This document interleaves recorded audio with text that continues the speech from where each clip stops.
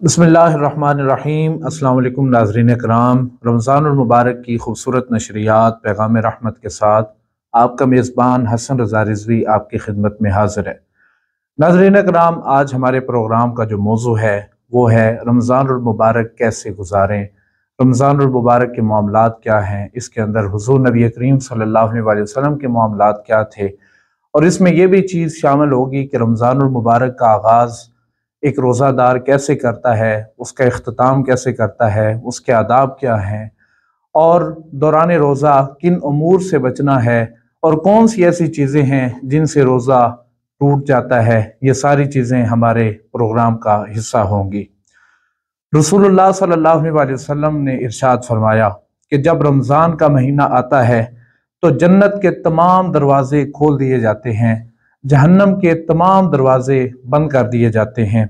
शयातीन को इसमें जकड़ दिया जाता है। और फरमाया कि रमज़ान की हर रात अल्लाह ताला 10 लाख ऐसे इंसानों की बख्शिश फरमाता है जिनके ऊपर जहन्नम वाजिब हो चुकी होती है। और ये नहीं, मज़ीद फरमाया कि 10 लाख ऐसे इंसानों की बख्शिश होती है जिनके ऊपर जहन्नम वाजिब हो चुकी होती है,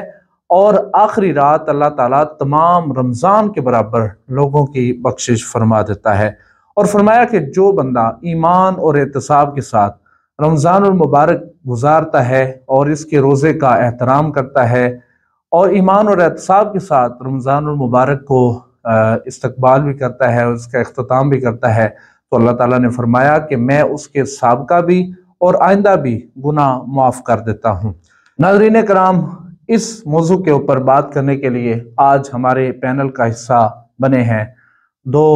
खूबसूरत उलमाए कराम, मज़हबी स्कॉलर्स। मैं उनका तारुफ करवाना चाहता हूँ। मेरे साथ तशरीफ़ फरमा हैं अल्लामा राशिद हुसैन साहिब। आप इनको मेरे साथ अक्सर प्रोग्राम्स के अंदर देखते रहते हैं। और उनके साथ तशरीफ़ रखते हैं अल्लामा अब्दुल रज़्ज़ाक़ क़ादरी साहिब। आप एक मज़हबी स्कॉलर हैं, मोटिवेशनल स्पीकर हैं, और मुख्तलिफ चैनल्स के ऊपर, सोशल मीडिया के प्लेटफॉर्म्स के ऊपर आप इनको गुफ्तगू करते हुए देखते रहते हैं। ये दोनों हज़रात आज मेरे पैनल का हिस्सा होंगे। इनसे हम खूबसूरत सवालात करेंगे और प्रोग्राम का जो सिलसिला है इसको खूबसूरत बनाने की कोशिश करेंगे। मैं अपने आज के स्कॉलर्स की जानिब बढ़ते हुए अल्लामा राशिद साहिब, उनसे पहला सवाल करूँगा कि आप हमें बताएं कि रोज़ेदार जो है, जो रोज़ा रखता है, जो अल्लाह ताला की रज़ा की खातर, अल्लाह ताला के महबूब की रज़ा की खातर सारा दिन भूख और प्यास के साथ गुजारता है, नफसानी ख्वाहिशात से अपने आप को बचा के दिन का जो है वो इख्तिताम करता है, तो आप बताएं कि उसके लिए क्या अहकामात हैं कि वो रोज़े का जो दिन है उसका आगाज़ कैसे करे। बिस्मिल्लाहिर्रहमानिर्रहीम। बहुत शुक्रिया। रोज़ादार के लिए किन अमूर से उसका जो है वो दिन का आगाज़ करना है, तो इस एतबार से दो जहतें हैं। एक तो जहत ये है कि वो फ़िज़िकली वो अपनी तैयारी करें, दूसरा ये है कि ज़हनी तौर पे वो तैयार हो। फ़िज़िकली जिस्मानी तैयारी उसकी ये है कि वो चूँकि दिन भर उसने रोज़ा रखना है, मुशक्क़त बर्दाश्त करनी है, भूख प्यास बर्दाश्त करनी है,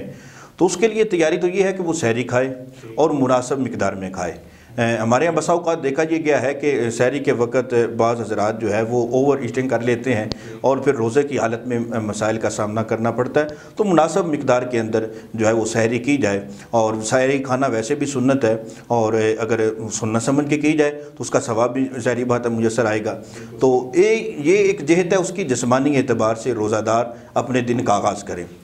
दूसरी है ज़हनी एतबार से। तो ज़हनी और फ़िक्री एतबार से ये है कि रोज़ादार जो है, चूँकि अब उसने एक ऐसे दिन का आगाज़ करना है जिसमें वो पूरा दिन इबादत के अंदर रहेगा, पूरा उसका हर लम्हा, हर लहजा, हर घड़ी वो इबादत के अंदर है। तो जब उसने इबादत करनी है तो वो अपनी ज़हन और सोच का मरकज़ व महवर ये बना ले कि मैं सारा दिन रब के हुजूर इबादत में खड़ा हूँ। तो फिर वो सारी चीज़ों को तर्क कर दे जो इबादत के अंदर नहीं करनी चाहिए। मसलन वो अल्लाह रब्बुल इज़्ज़त के नाफरमानी वाले सारे अमूर को तर्क कर दे। वो चूँकि उसका सारा दिन जो है वो इबादत के अंदर गुजर रहा है, तो इबादत के अंदर गुजरने का मतलब ये है कि वो अपने रब के हुजूर खड़ा है। और जिसका ये तसव्वुर बन जाए कि मैं अपने रब के हुजूर खड़ा हूँ, अपने खालिक के सामने खड़ा हूँ, उसकी इबादत को बजा ला रहा हूँ, तो फिर ज़रूरी बात है कि वो मनहियात जिनसे इस्लाम ने मना फरमाया है वो उनसे ज़रूर रुकेगा और वो उमूर बजा लाएगा जिसका इस्लाम ने हुक्म दिया है। اور رکنا بھی چاہیے، کیونکہ اللہ رب العزت نے جو روزہ فرض کیا انسان پہ، وہ اسی وجہ سے اس کے جو ہے مقصد وہ یہ ہے، فرمایا لعلکم تتقون، کہ روزے کی فرضیت کا مقصد تقوی کا حصول ہے۔ تو اگر روزہ دار روزے کی حالت میں تقوی کو نہیں اپنا پاتا، اس منزل کی طرف نہیں بڑھ پاتا، تو اس کا روزہ رکھنا بیکار ہے، اس کا روزہ رکھنے کا کوئی فائدہ نہیں ہے۔ اس لیے ضروری یہ ہے کہ روزہ دار جو ہے تقوی کی طرف چلے، اور وہ چلنے کے لیے یہی ایک راہ ہے کہ اپنے رب کو اپنے سامنے جو ہے وہ جانے کہ میرا رب مجھے دیکھ رہا ہے، ہر حالت میں دیکھ رہا ہے، اور میں نے ان تمام امور سے بچنا ہے جن سے شریعت اسلامیہ نے منع فرمایا۔ اگر روزہ دار اپنا دن کا آغاز ایسے کرے کہ وہ پورا ذہن بنا لے، کہ وہ پوری سوچ بنا لے کہ اب میرے دن کا آغاز ہو رہا ہے، اور اس دن سے میں نے اختتام تک، روزہ افطار کرنے تک میں نے ایک عبادت کے اندر رہنا ہے، تو اگر یہ ذہن انسان کا بنے گا اور اس طرح روزے کا وہ دن کا آغاز کرے گا، تو اللہ سے بڑی یقین کی حد تک امید ہے کہ اللہ رب العزت اس کو تقوی کا نور ضرور پیدا۔ بالکل صحیح ہے، بالکل صحیح ہے۔ بڑے خوبصورت انداز میں آپ نے بتایا، امت مسلمہ کو اس بات کی طرف توجہ دلائی کہ رمضان المبارک جب آتا ہے تو اس کا روزہ ہم رکھتے ہیں۔ اب روزہ رکھنے کے کچھ آداب ہیں، دن کیسے گزارنا ہے، رات تک کس طرح انتظار کرنا ہے، افطاری کیسے کرنی ہے، دن کے وقت کن امور سے بچنا ہے، اور پھر آپ نے یہ بھی بتایا کہ اللہ تعالیٰ فرماتا ہے کہ تم سے روزہ میں اس لیے رکھواتا ہوں اور تمہارے اوپر اس لیے لازم کیا ہے تاکہ تم متقی بن جاؤ، پرہیزگار بن جاؤ۔ یعنی اللہ تعالیٰ ہماری بھلائی چاہتے ہوئے ہمیں روزے کا حکم دیتا ہے، اور ہم بھی روزہ جب رکھتے ہیں تو اللہ تعالیٰ اپنے انعامات کی جو بارش ہے وہ ہمارے اوپر فرما دیتا ہے۔ تو میرے اس پینل کے جو دوسرے مہمان اسکالر ہیں، علامہ عبدالرزاق قادری صاحب، باری دیگر آپ کا سر شکریہ کہ آپ تشریف لائے۔ آپ سے میں پہلا سوال یہ کرنا چاہوں گا کہ رمضان المبارک میں حضور نبی کریم صلی اللہ علیہ وسلم کے معمولات کیا تھے، کیونکہ ہمیں کیسے پتا چلے گا کہ ہم نے اپنا رمضان کیسے گزارنا ہے، اس کے اندر کیا کیا کرنا ہے، حضور کی تعلیمات کیا ہیں، حضور کا طریقہ کار کیا ہے، اور حضور کا دن گزارنے کا انداز کیا تھا، یہ ذرا ہمارے ناظرین کو بتائیے گا۔ جی بہت شکریہ علامہ صاحب مجھے یہ موقع فراہم کرنے پر۔ رمضان المبارک حضور صلی اللہ تعالیٰ علیہ وآلہ وسلم اللہ کی بارگاہ میں دعائیں کر کر کے اس ماہ مقدس کو حاصل کرتے۔ رجب المرجب سے ہی اس کی دعائیں شروع ہو جاتی، اور پھر اس رمضان المبارک کے مہینے میں آپ کے معمولات مبارکہ ہی وہ ہمارے لیے روڈ میپ ہیں کہ جن کے ذریعے ہم وہ تقوی اور مقام تقوی کا حصول کر سکتے ہیں۔ تقوی حاصل کرنا ہے تو پھر رمضان المبارک اسی طریقے سے گزارنا ہوگا جس طریق پر مصطفیٰ جان رحمت صلی اللہ تعالیٰ علیہ وآلہ وسلم گزارتے تھے۔ تو اگر چند عنوانات قائم کیے جائیں کہ پیارے آقا صلی اللہ تعالیٰ علیہ وسلم رمضان شریف کیسے گزارتے، تو اس کا پہلا عنوان یہ بنے گا کہ یہ چونکہ رمضان المبارک روزے کا مہینہ ہے تو پہلا معمول مبارک تو یہ بنتا کہ اس میں آقا علیہ السلام روزہ رکھتے۔ تو رمضان المبارک اگر وہ بندہ چاہتا ہے کہ میں سرکار کے بتائے ہوئے طریقے کے مطابق گزاروں، تو اس کو سب سے پہلے تو روزہ رکھنا ہوگا جسے اللہ رب العزت نے فرض قرار دیا۔ اور حضور صلی اللہ تعالیٰ علیہ وسلم نے اس روزے کی برکت اور فضیلت ارشاد فرماتے ہوئے فرمایا کہ من صام رمضان ایمانا واحتسابا غفر له، جو بندہ رمضان المبارک میں ایمان اور احتساب کے ساتھ ظاہری باطنی آداب کو پیش نظر رکھتے ہوئے جو رمضان المبارک کا روزہ رکھتا ہے، رب قادر کریم اس کے گزشتہ سارے گناہوں کو معاف فرما دیتا ہے۔ تو پہلا جو عمل ہے وہ یہ ہے کہ بندہ روزہ رکھے، اور روزہ رکھنے سے کیا ملے گا؟ اس کے پچھلے سارے گناہ اللہ معاف فرما دے گا۔ پھر جب ہم حضور صلی اللہ علیہ وسلم کی سیرت طیبہ کا مطالعہ کرتے ہیں تو ہمیں ام المومنین سیدہ طیبہ طاہرہ سیدہ عائشہ صدیقہ رضی اللہ تعالی عنہا آپ ہمیں یہ بتاتی ہیں کہ جب رمضان مبارک شروع ہو جاتا تو حضور صلی اللہ تعالیٰ علیہ وسلم کی عبادات اور ریاضات میں کثرت آ جاتی۔ اس کے علاوہ بھی سرکار عبادت اور ریاضت میں کثرت کرتے، مگر جب رمضان المبارک آتا تو گھر کے افراد اس بات کو محسوس کرتے کہ آپ کے معمولات میں گویا کہ انقلابی تبدیلی آ گئی، اور حضور علیہ الصلوۃ والسلام کے گھر والے محسوس کرتے کہ اتنی عبادات تو آپ نے 11 مہینے بھی نہیں فرمائی، اور اس کا نقشہ کیسے آپ ارشاد فرماتی ہیں، امی فرماتی ہیں، اور یہ امام بہقی اس حدیث پاک کو لے کے آئے، فرماتی ہیں جب رمضان شروع ہوتا تو حضور صلی اللہ تعالی علیہ وآلہ وسلم کا رنگ مبارک متغیر ہو جاتا۔ اب دیکھیں وہ اپنے آپ کو اللہ کی بارگاہ میں اللہ کے محبوب ہیں، اور وہ اللہ کی بارگاہ میں اپنے آپ کو پیش کرتے ہیں، اور اس قدر اللہ کا خوف اور ان پہ طاری ہے، تو امتیوں کا حال کیسا ہونا چاہیے؟ حالانکہ بخشے ہوئے ہیں، بخشے ہوئے تقسیم فرمانے والے ہیں، اور ہر کسی کو ان کے صدقے سے بخشش ملنے والی ہے۔ اگر وہ رمضان المبارک میں ان کا رنگ متغیر ہو رہا ہے تو ہمارا کیا حال ہونا چاہیے؟ دوسرا، آپ کی نمازوں میں اضافہ ہو جاتا، گویا آپ 5 وقت نماز تو پڑھتے، اس کے علاوہ نفلی عبادات بھی آپ کرتے، تو اس کے علاوہ جو آپ کے معمولات ہیں اشراق کے، چاشت کے، اوابین کے، صلاۃ التہجد کے، گویا یہ تو 11 ماہ کا معمول ہے، یعنی ان 9 نمازوں کے علاوہ حضور صلی اللہ تعالی علیہ وسلم کی عبادات میں اور نمازوں میں اضافہ ہو جاتا۔ پھر امی فرماتی ہیں اللہ تعالیٰ سے آقا گڑ گڑا کے دعائیں کرتے، اور اللہ کا خوف ہر وقت اپنے اوپر طاری رکھتے۔ ہم کیسے رمضان گزاریں؟ ہم حضور صلی اللہ تعالی علیہ وآلہ وسلم کے طریق پر رمضان گزاریں، عبادات اور ریاضات کی کثرت ہو، اور خوف الہی پورا مہینہ ہم پہ طاری رہے۔ اور تیسرا عنوان اس کا وہ یہ ہے کہ رمضان مبارک میں سحری اور افطاری کا اہتمام فرماتے ہیں، اور یہ اتنا بابرکت معمول ہے کہ حضور صلی اللہ تعالی علیہ وسلم مسلم شریف میں حدیث پاک ہے کہ پیارے آقا علیہ السلام فرماتے ہیں تسحروا فإن فی السحور برکہ، کہ سحری کا اہتمام کیا کرو، کہ اس لیے سحری میں اللہ رب العزت نے برکت رکھی ہے۔ یعنی آج کو بندہ یہ کہے کہ میں صبح نہیں اٹھ سکتا، یا سستی اور غفلت کا مظاہرہ کرے، تو یہ حضور پاک علیہ السلام کا پسندیدہ عمل نہیں ہوگا، بلکہ پیارے آقا کیا فرماتے ہیں، یہ بھی مسلم شریف کی حدیث پاک ہے، حضور صلی اللہ تعالی وسلم فرماتے ہیں کہ ہمارے اور اہل کتاب کے روزوں میں سحری کا تو فرق ہے، یعنی اگر تم سحری کے لیے نہیں اٹھ رہے، افطاری کے لیے تو تم نے آنا ہی آنا ہے، لیکن اگر تم سحری کے لیے نہیں اٹھتے تو تمہارے مسلمانوں میں اور غیر مسلم میں فرق کیا رہ گیا؟ علامہ صاحب یہ دیکھنے کو آیا ہے کہ ہمارا جو نوجوان طبقہ ہے وہ جس کو ہم 8 پارہ روزہ بولتے ہیں وہ اس کی طرف زیادہ مائل ہوتا ہے، اور بیہائنڈ ریزن کیا ہوتا ہے کہ ان کی نیند میں خلل نہ آ جائے۔ اب ان کی نیند کی وجہ سے وہ سحری کی برکات سے بھی محروم رہتے ہیں، نماز جو کہ فرض ہے اس سے بھی محروم رہتے ہیں، نماز کے بعد جو اللہ تعالیٰ کی انوار و تجلیات کا نزول ہوتا ہے اس سے بھی محروم رہ جاتے ہیں۔ تو آپ کی بات سے اتفاق کرنا چاہوں گا کہ نوجوان طبقہ اس وجہ سے سویا رہتا ہے کہ چلو صحیح ہے سارا دن گزر جائے گا، تو وہ 3-4 جو برکات ہیں ان سے محروم ہو جاتا ہے۔ جی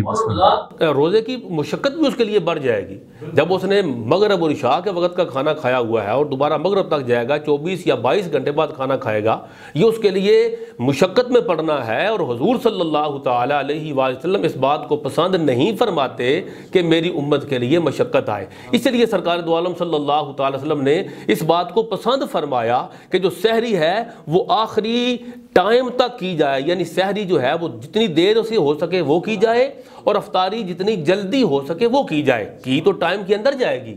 ٹائم سے تو آؤٹ نہیں ہوں گے، لیکن آپ سحری کا اہتمام بھی دیر سے کریں اور افطاری میں جلدی کریں۔ یہ عمل حضور پاک صلی اللہ تعالی وسلم کو پسند ہے تاکہ امتی کے لیے مشقت نہ آئے۔ جو لوگ یہ سوال کرتے ہیں کہ سحری کا کیا ٹائم ہے، افطاری کا کیا ٹائم ہے، تو حضور کے اس فرمان سے ان کے اس سوال کا جواب بھی ان کو مل رہا ہے۔ جی بالکل۔ اور تیسرا یہ عنوان بنا کہ سحری اور افطاری، حضور صلی اللہ تعالی وسلم کے معمولات مبارکہ میں جو چوتھا عنوان ہے وہ رمضان المبارک میں صلاۃ التراویح اور قیام اللیل ہے، یعنی حضور صلی اللہ علیہ وسلم وہ جو حدیث پاک میں آیا نا، امی نے فرمایا کہ نمازوں میں اضافہ ہو جاتا۔ نمازوں میں کون سی نمازوں میں اضافہ ہو جاتا؟ اس میں جو واضح نماز ہے وہ ہے صلاۃ التراویح، قیام اللیل، جس کو حضور پاک صلی اللہ علیہ وسلم نے حدیث پاک میں اس کا نام دیا۔ اور وہ کیا ہے؟ حضور صلی اللہ تعالی وسلم فرماتے ہیں کہ من قام رمضان ایمانا واحتسابا غفر لہ، کہ جو بندہ رمضان المبارک میں قیام کرے، راتوں کو جاگے، کون سا جاگے؟ وہ جو عشاء کے ساتھ صلاۃ التراویح حضور صلی اللہ تعالی وسلم نے خود 3 دن پڑھائی، 3 دن آقا علیہ السلام نے خود پڑھائی، اور اس کے بعد اس کے ترک کرنے کی حکمت بھی ارشاد فرما دی کہ اگر میں ریگولر اس کو پڑھاتا رہا تو تمہارے لیے فرض اور واجب ہو جائے گی، وہی مشقت والا پہلو، مگر پسند اس بات کو فرمایا کہ امتی میرا وہ اپنی رمضان المبارک کے معمولات میں صلاۃ التراویح کو ایڈ کرے، اور اس کے لیے موٹیویشن اس حد تک دی، فرمایا کہ اگر تم رمضان المبارک میں تراویح کا، قیام اللیل کا اہتمام کرو تو اللہ اس کی برکت سے بھی تمہارے سابقہ گناہ معاف فرما دے گا۔ اور ایک عنوان اس کا یہ ہے کہ اس میں حضور صلی اللہ تعالی علیہ وآلہ وسلم صدقات اور خیرات کی کثرت کرتے، یہ اس کا 5واں عنوان بنے گا، اور کتنی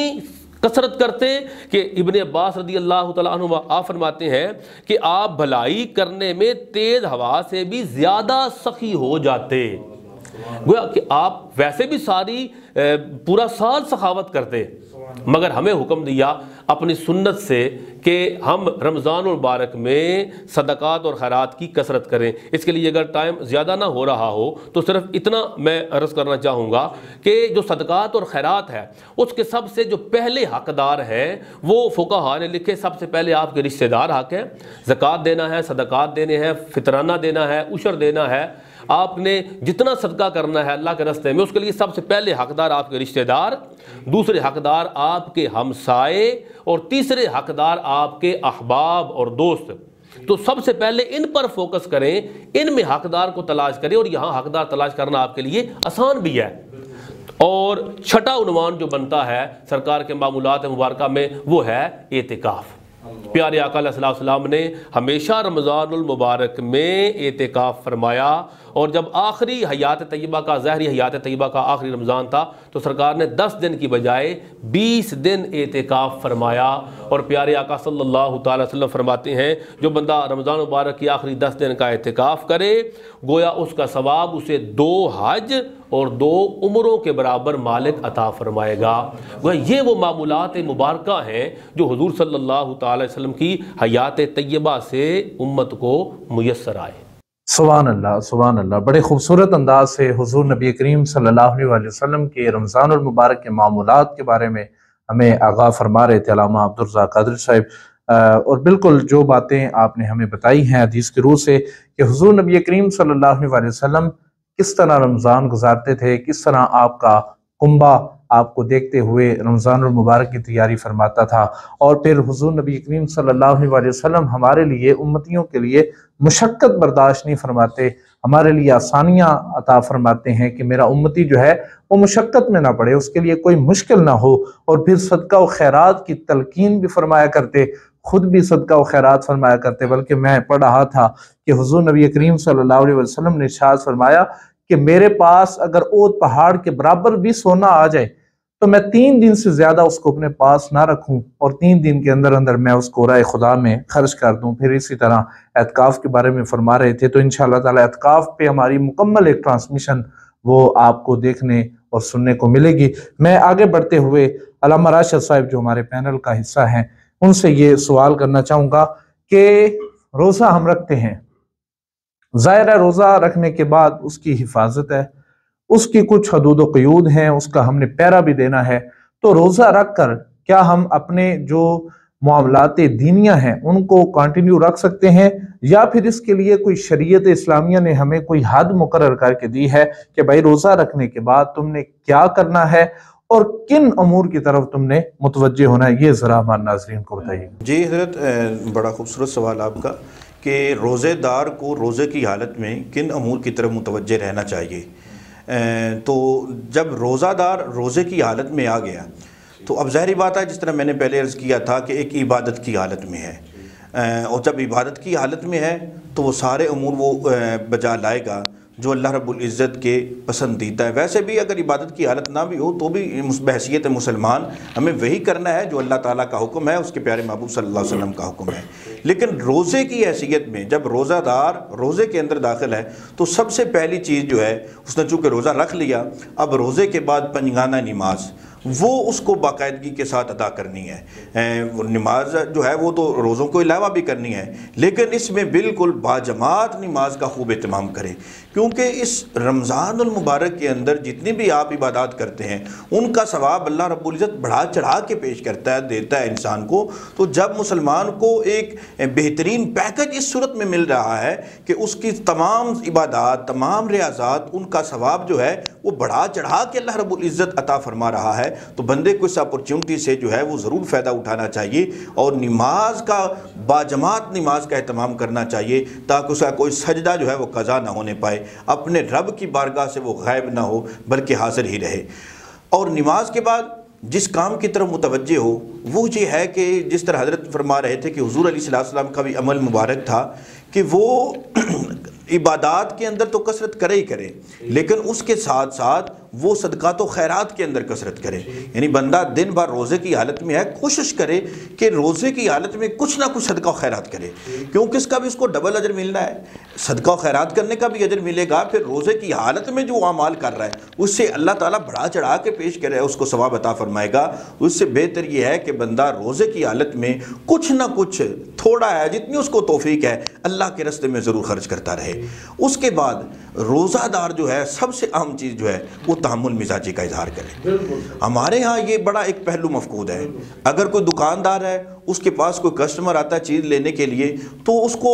ایسے ٹریٹ کرتا ہے جیسے کہ پتہ نہیں کسی سے لڑ جھگڑ کے بیٹھا ہے، حالانکہ روزے کی حالت میں تو روزہ صبر کا حکم دیتا ہے، یعنی صبر کا درس دے رہا ہے کہ جب روزہ دار صبح سے لے کے شام تک ایک بھوک پیاس برداشت کر رہا ہے تو غصے کو کیوں نہیں کنٹرول کر سکتا؟ تو یہ ایک بڑا اہم پہلو ہے جو ہمارے معاشرے کا اندر بڑا مفقود ہو چکا ہے کہ روزے کی حالت میں ہمارا جو ہے وہ ایک تحمل مزاجی وہ ہم سے مفقود ہو جاتی ہے، ہم بے صبرے ہو جاتے ہیں، ہر بات پہ لڑنے لگتے ہیں۔ اگر دکاندار ہے وہ کسٹمر سے لڑ رہا ہے، اگر باپ ہے بیٹے سے لڑ رہا ہے، بیٹا باپ سے لڑ رہا ہے، ارے بھائی تم نے روزہ رکھا ہے کہ عبادت کر رہے ہو یا کشتی لڑ رہے ہو؟ تو یہ ایک پہلو جو ہے یہ ہمارے اندر بہت مفقود ہے، تو اس پہ ہمیں توجہ دینی چاہیے کہ روزے کی حالت میں اپنی ذات پہ کنٹرول کریں، غصے پہ کنٹرول کریں، تحمل مزاجی کا اظہار کریں کہ ہم عبادت کی حالت میں ہیں، کسی کو بلا وجہ تنگ کرنا، تکلیف دینا، اذیت دینا تو اس کی طرف متوجہ نہ ہو۔ اور پھر اس کے بعد روزے کی حالت میں جھوٹ بولنا، دغا بازی کرنا، دھوکہ دینا، یہ ایسی چیزیں ہیں جن سے انسان کو ہمیشہ اجتناب کرنا چاہیے۔ دیکھیے ایک بندہ روزہ رکھتا ہے، سارا دن روزے سے ہے، وہ کھاتا نہیں، وہ پیتا نہیں، کیونکہ میرا رب دیکھ رہا ہے۔ بھائی جو رب تمہارے کھانے پینے کو دیکھ رہا ہے تو جب دکان پہ بیٹھ کے تم ڈنڈی مار رہے ہو کیا وہ رب نہیں دیکھ رہا؟ جب تم جھوٹ بول رہے ہو کیا وہ رب نہیں دیکھ رہا؟ جب تم اپنے مسلمان بھائیوں کی غیبت کر رہے ہو کیا وہ تمہارا رب نہیں دیکھتا؟ تو یہ ہمیں اندازہ ہونا چاہیے کہ اگر روزے کی حالت میں ہم نے کھانا پینا چھوڑ دیا ہے تو پھر ہم ان چیزوں سے بھی بچیں جو ہمیشہ کے لیے اللہ نے حرام کی ہیں۔ یہ تو جائز چیزیں تھیں جو چند لمحوں کے لیے اللہ نے آپ کے جو ہے اوپر حرام کی ہیں، کھانا جائز ہے، پانی پینا جائز ہے، یہ ساری جائز چیزیں اگر اللہ کے حکم سے ہم اس کو چند لمحوں کے لیے دن بھر کے لیے نہیں کر رہے تو وہ چیزیں جو اللہ نے ہمیشہ کے لیے حرام کر رکھی ہیں، جھوٹ بولنا، بدعنوانی کرنا، کرپشن کرنا، دھوکہ دے دینا، وہ ہمیشہ سے جو حرام ہے ہم ان سے کیوں نہیں اجتناب کرتے؟ تو اس طرح روزے دار کو باقی جہاں امور سے اجتناب کرنا ہے وہاں جھگڑے سے بھی اجتناب کرنا ہے کہ اگر کوئی کسی سے گالم گلوچ کر رہا ہے یا کوئی اگر بد زبانی سے جو ہے گفتگو کر رہا ہے، اچھے رویے کا اظہار نہیں کر رہا، تو روزے دار کو چاہیے کہ وہ کہے کہ میں روزے سے ہوں۔ یعنی حضور علیہ السلام کی حدیث مبارکہ کا بھی مفہوم ہے کہ جب تم سے کوئی لڑے جھگڑے تو اسے جو ہے وہ جواب سب سے بہتر جواب یہ ہے کہ تم کہو کیا نہ صاحب میں روزے سے ہوں۔ جب تم یہ جواب دے دو گے تو اگلا بھی جو ہے وہ آپ سے بدتمیزی نہیں کرے گا، وہ بھی زبان نہیں لڑائے گا۔ اگر وہ لڑاتا ہے تو اس کے حال پہ چھوڑ دیں، آپ اپنے روزے کو پورا کریں۔ اگر روزے کی حالت میں آپ بھی گالم گلوچ میں لگ جائیں گے، دوسروں کو تکلیفیں دینے لگ پڑیں گے تو روزہ آپ کا بھی ناقص ہو جائے گا، کامل نہیں ہوگا۔ اس لیے بہتر یہ ہے کہ روزہ کامل کرنے کے لیے آپ ان امور کی طرف متوجہ ہوں جو شریعت اسلامیہ کے متقاضی ہیں اور ان سے پہلو تہی اختیار کرنے کی کوشش کریں جن کی شریعت اسلامیہ نے حوصلہ شکنی کی ہے۔ اور میرے اس سوال کا جواب کہ روزہ رکھ کر کن امور کی طرف متوجہ ہونا چاہیے، بڑی خوبصورت باتیں آپ نے کی ہیں، اور ان باتوں کا جو تعلق ہے وہ ہماری نسل کے ساتھ ہے۔ مثلا آپ نے بڑی خوبصورت بات کی ہے کہ روزہ رکھ کے تحمل مزاجی بڑی ضروری ہے۔ آج ہمارا نوجوان کیا کرتا ہے، ایون کہ ہم میں سے اکثر لوگ ایسے کرتے ہیں کہ جب روزہ بھوک اور پیاس کے ساتھ ایک طبیعت جو اللہ تعالیٰ کے ہاں محبوب ہے وہ تھوڑی سخت ہوتی ہے تو ہماری زبان میں تلخی آ جاتی ہے، ہمارا مزاج تلخ ہو جاتا ہے، ہمارا انداز تلخ ہو جاتا ہے، پھر ہمارے سامنے ماں ہے، بہن ہے، باپ ہے، رشتہ دار ہے، ہمسایہ ہے، ہم اس روزے کی شدت کی وجہ سے اس کے اوپر جو ہے وہ اظہار برہمی شروع کر دیتے ہیں۔ تو بڑا خوبصورت آپ نے یہ بھی جملہ بولا ہے کہ حضور نے فرمایا جب تمہارے ساتھ کوئی بدتمیزی کرے تو اسے آگے بتا دو کہ بھائی میں روزے سے ہوں۔ تو یہ آپ شریعت اسلامیہ کی تابع داری کر رہے ہیں۔ تو میں آگے بڑھتے ہوئے علامہ عبدالرزاق قادری صاحب، سر رمضان المبارک میں امت محمدیہ کو کن تحائف سے نوازا جاتا ہے؟ اللہ تعالیٰ کی وہ خاص رحمتیں کس طرح کی نازل ہوتی ہیں جن سے اللہ تعالیٰ کے محبوب کی امت جو ہے وہ ہمکنار ہوتی ہے، اور کون سے شرف ہیں، کون سی سعادتیں ہیں، کون سے تحائف ہیں جو اللہ کی طرف سے ہماری طرف تشریف لاتے ہیں؟ جی علامہ صاحب، رمضان المبارک از خود اللہ رب العزت کا بہت بڑا تحفہ ہے جو خالق کائنات نے مصطفیٰ جان رحمت صلی اللہ تعالیٰ علیہ وآلہ وسلم کے توسل سے امت کو عطا فرمایا۔ مگر ہمیں امام بہقی رحمۃ اللہ تعالیٰ علیہ اور حافظ منذی علیہ الرحمہ سے ایک روایت ملتی ہے جس میں حضور صلی اللہ تعالیٰ علیہ وآلہ وسلم ارشاد فرماتے ہیں کہ 5 تحفے اللہ رب العزت نے امت محمدیہ کو وہ عطا فرمائے ہیں کہ جو پہلے کسی نبی کو اور ان کی امت کو نہیں ملے۔ رمضان المبارک آج خود تحفہ، مگر یہ روزے تو پہلے بھی امتیں رکھا کرتی تھیں، قرآن پاک میں بھی آیا، مگر رمضان المبارک میں 5 تحفے، 5 گفٹ مالک کی طرف سے ایسے ملتے ہیں جو گفٹ صرف حضور صلی اللہ علیہ وسلم کے صدقے سے ہمیں ملے ہیں اور کسی کو نہیں ملے۔ ایک حضور صلی اللہ تعالیٰ علیہ وسلم ارشاد فرماتے ہیں، وہ یہ ہے کہ جب رمضان المبارک کی پہلی رات آتی ہے تو اللہ تعالیٰ رحمت کی نگاہ حضور کے غلاموں کی طرف فرماتا ہے، اور جس پر اللہ کے کرم کی نگاہ پڑ جائے پھر اللہ اس کو عذاب سے نجات عطا فرما دیتا ہے۔ گویا جو پہلا گفٹ امت محمدیہ کو ملتا ہے رمضان المبارک میں اور پہلے کسی کو نہیں ملا، کہ وہ ہے کہ اللہ رب العزت کی کرم کی نگاہ پڑتی ہے اور اس نگاہ کے صدقے پھر اللہ تعالیٰ اس بندے کو دوبارہ عذاب نہیں دے گا۔ دوسرا تحفہ حضور صلی اللہ تعالیٰ علیہ وسلم فرماتے ہیں کہ جب بندہ روزہ رکھتا ہے تو پیٹ خالی ہونے کی وجہ سے پھر اس کے منہ سے اسمیل آتی ہے۔ حضور صلی اللہ تعالیٰ علیہ وسلم فرماتے ہیں کہ انسانی مزاج تو یہ ہے کہ بندہ اس اسمیل کو پسند نہیں کرتا، مگر اللہ رب العزت کی طرف سے گفٹ یہ ہے کہ اللہ تبارک و تعالیٰ اس روزے دار کے منہ سے آنے والی اس بو کو اپنی بارگاہ میں کستوری سے بھی زیادہ پسند فرماتا ہے۔ کستوری خوشبو جو بہت پیاری اور سب سے اچھی ہے، اللہ تعالیٰ کو اس سے بھی زیادہ روزے دار کی منہ سے آنے والی وہ سمیل پیاری لگتی ہے، وہ بو اچھی لگتی ہے، اس لیے کہ وہ بندہ وہ صبح سے لے کے شام تک جو کچھ کھا پی نہیں رہا تو فقط مولا کی رضا کے لیے۔ اب یہ کیونکہ اللہ کی رضا میں بیٹھا ہے، اب اس کے بدن سے اور منہ سے اگر بو بھی آئے تو اللہ کو وہ بھی پسند ہے۔ تیسرا گفٹ پیارے آقا صلی اللہ تعالیٰ علیہ وسلم فرماتے ہیں جب رمضان مبارک آ جاتا ہے تو ہر دن اور ہر رات میں اللہ کے فرشتے بندہ مومن کے لیے اور روزے دار کے لیے اللہ کی بارگاہ میں بخشش کی دعائیں کرتے ہیں۔ یعنی اللہ کا کرم دیکھیں کہ اور اللہ کی طرف سے یہ تحفہ دیکھیں کہ مالک کائنات نے اپنے فرشتوں کو بھی امت محمدیہ کی بخشش کے لیے التجائیں کرنے پر لگا رکھا ہے۔ اور چوتھا تحفہ جو حضور صلی اللہ تعالی وسلم نے ارشاد فرمایا کہ اللہ تعالیٰ جنت کو حکم دیتا ہے کہ جنت تو اپنے آپ کو مزین کر لے، تو اپنے آپ کو سنوار لے، تیار ہو جا، اس لیے کہ ان قریب تیرے اندر میرا بندہ دنیا کا تھکا ہارا ہوا، میری عبادات میں، ریاضات میں، میری فرما برداری میں وہ تھکاوٹ سے چور بدل لے کے اے جنت تیرے اندر آنے والا ہے، تو اپنے آپ کو آراستہ کر، مزین کر، تاکہ جب میرا بندہ اے جنت تیرے اندر آئے، پتہ چلا کہ روزے دار جنت میں جائے گا، میرا بندہ جب جنت میں آئے تو اس کو دنیا کے غم بھول جائیں اور وہ ابدی آرام اور سکون پا لے۔ اور پانچواں تحفہ پیارے آقا صلی اللہ تعالی وسلم نے ارشاد فرمایا جب رمضان المبارک کی آخری رات ہوتی ہے اللہ تبارک و تعالی روزے داروں کو بخش دیتا ہے۔ وہ رمضان المبارک یہ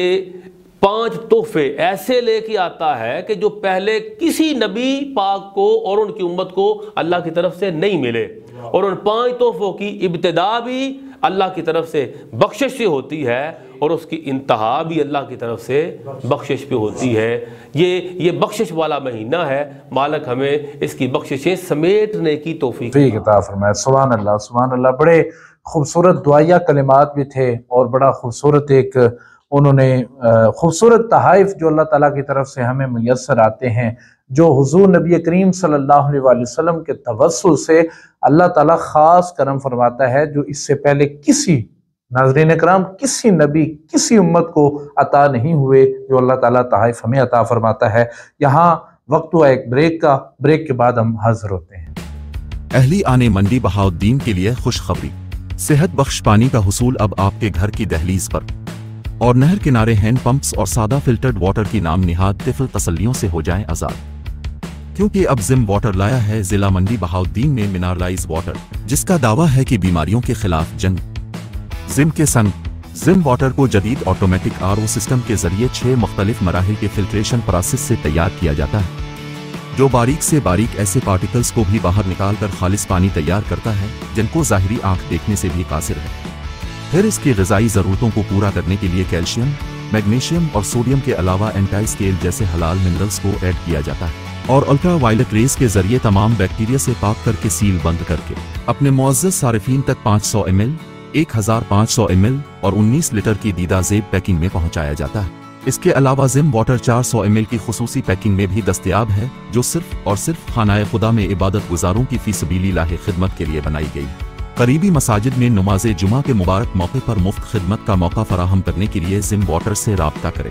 رابطہ نمبر 0331607400۔ میرج ہالز اور ہول سیل ڈیلرز کے لیے خصوصی پیکیجز اویلیبل ہیں۔ ویلکم بیک ہوم ناظرین ڈیلیوری کی اکرام، سہولت دستیاب بریک کے بعد ہم پروگرام کا سلسلہ آگے بڑھاتے ہوئے میں علامہ راشد صاحب سے یہ سوال کرنا چاہوں گا کہ رانا عبدالرزاق رمضان پلازا المبارک روڈ میں براستہ عیدگاہ سحری ہے، اس کے بعد افطاری ہے، جن کا تعلق روزے کے ساتھ ہے اور ان کی برکات بھی ہیں، ان کا اپنا ایک مقام بھی ہے، تو آپ بتائیں کہ افطاری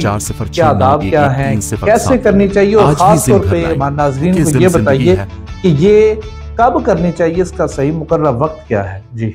جی افطاری کے حوالہ سے جو ہے وہ بڑا ایک خصوصی خیال رکھنا چاہیے اس کے وقت کا۔ وقت کے اس لحاظ سے کیونکہ آپ نے سارا دن روزہ رکھا ہے، بھوک پیاس برداشت کی ہے، ساری منہیات سے رکے رہے ہیں، تو اگر آپ نے 2 منٹ چند سیکنڈ پہلے روزہ افطار کر دیا تو وہ سارے دن کی مشقت جو ہے وہ ضائع ہو جائے گی۔ تو اس لیے سب سے بہترین چیز یہ ہے کہ آپ وقت کا انتظار کریں، جلدی نہ کریں۔ اور اس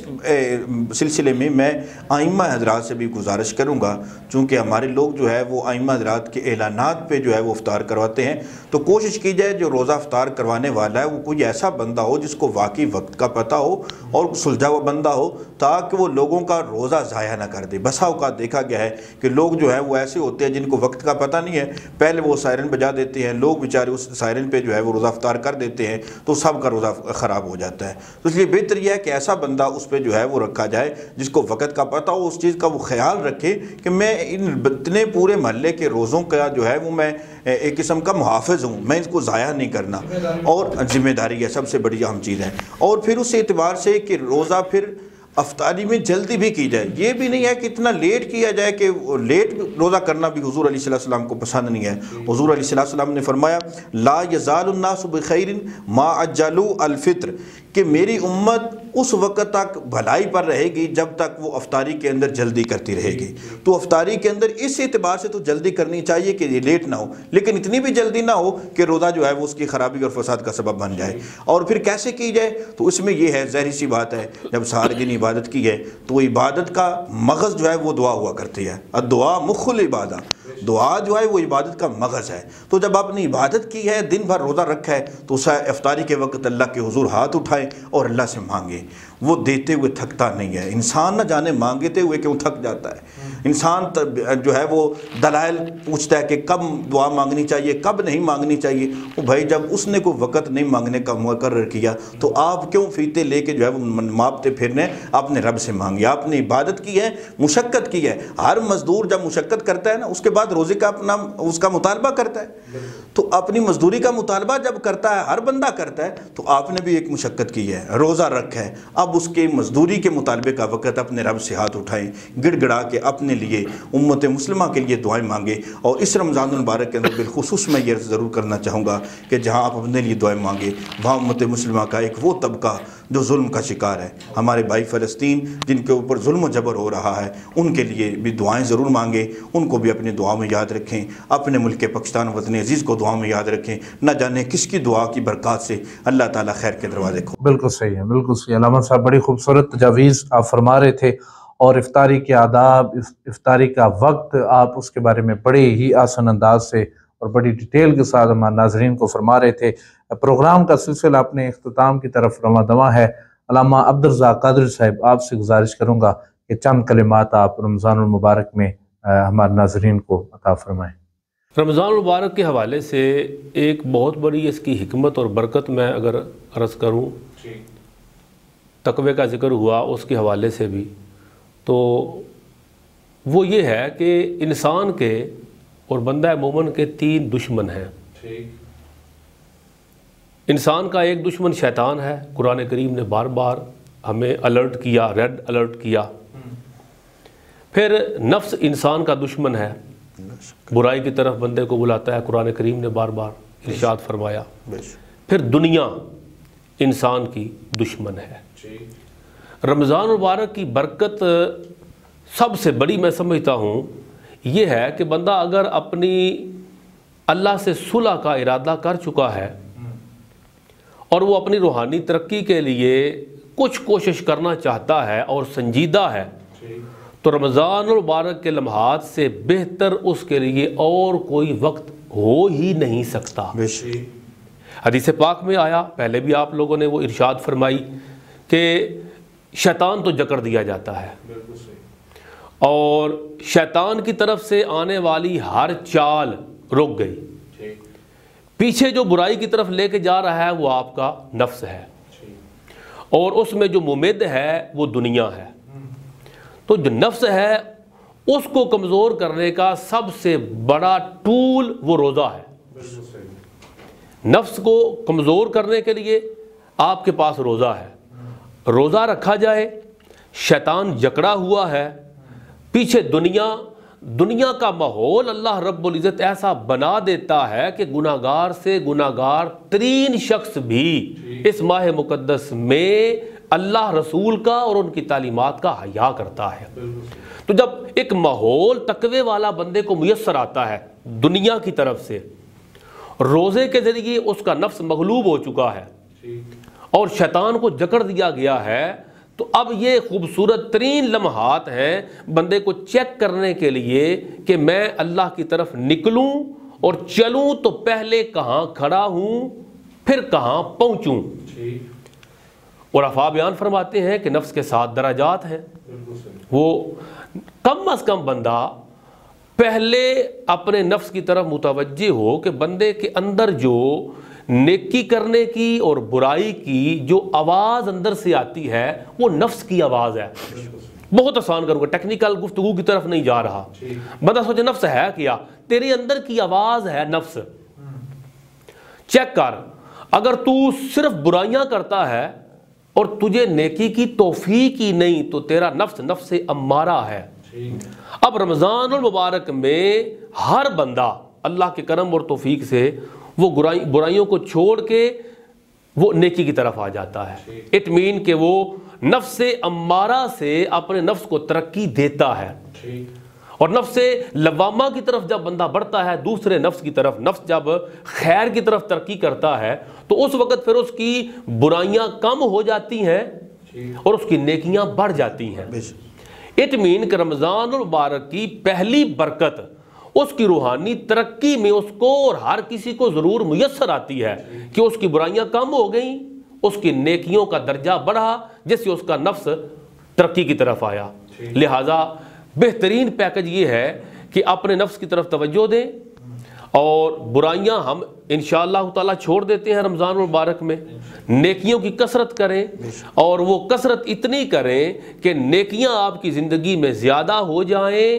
اور خامیاں، کوتاہیاں، نافرمانیاں اور غفلتیں کم سے ہوتی ہوئی ختم کی طرف آ جائیں۔ تو یہ رمضان المبارک کا بہترین پیکج اور بہترین برکت اور حکمت یہ ہے کہ بندہ اپنی روحانی ترقی کی طرف متوجہ ہو جائے تو اس کے لیے بڑی آسانیاں ہیں۔ بالکل صحیح ہے علامہ صاحب، آپ نے اور علامہ راشد صاحب دونوں میرے اسکالر حضرات نے بڑے خوبصورت انداز سے رمضان المبارک کے آداب، معمولات، عبادات کے اوپر بڑی وضاحت کے ساتھ انہوں نے باتیں بتائی ہیں۔ اور علامہ راشد صاحب بتا رہے تھے کہ رمضان المبارک کے اندر اپنے جو مسلمان بھائی ہیں، مظلوم مسلمان بھائی بہن ہیں، ان کے بارے میں دعائے خیر آپ تب کیجیے گا جب آپ افطاری کے لمحات ہوں، اللہ تعالیٰ کا قرب ہو، اللہ تعالیٰ کے ساتھ آپ کی جو ایک قلبی وابستگی اور قربت ہے وہ عروج پہ ہوتی ہے، کیونکہ میں نے حدیث پاک میں پڑھا ہے کہ بندہ مستجاب الدعوات تب بنتا ہے جب اپنے مسلمان بھائی بہن کے لیے اس کے کہے بغیر دعا کرتا ہے۔ اور یہ انہوں نے بڑی خوبصورت بات کی ہے، اور علامہ عبدالرزاق قادری صاحب انہوں نے بھی بڑی خوبصورت تجاویز دی ہیں، بلکہ پورا ایک پیکج بنا کے دیا ہے کہ رمضان المبارک میں صرف کھانا پینا چھوڑنا یہ روزے کا حق ادا نہیں کرتا، بلکہ انسانی خواہشات، انسانی لغویات، اور اس کے بعد جو انسان کا نفس ہے، نفس امارہ ہے، وہ جن چیزوں کی طرف بڑھنے کے لیے دعوت دیتا ہے ان سے رکنا یہ روزے کا پہلا اور آخری حق ہے۔ تو بڑی خوبصورت باتیں ہوئیں، انہی کلمات کے ساتھ اپنے پروگرام کو اختتام کی طرف لے کے جانا چاہتا ہوں۔ اپنے میزبان حسن رضا رضوی کو اجازت دیجیے، اللہ نگہبان۔